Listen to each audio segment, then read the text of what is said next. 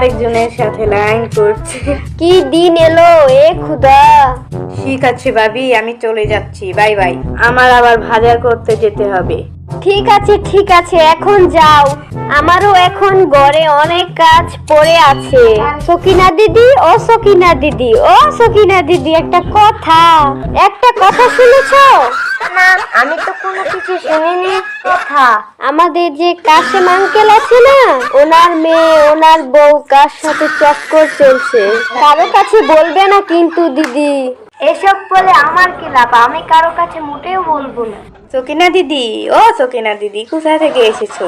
ময়না বাবির ঘরে বসেছি। একটা কি কথা বলো সকিনা আন্টি।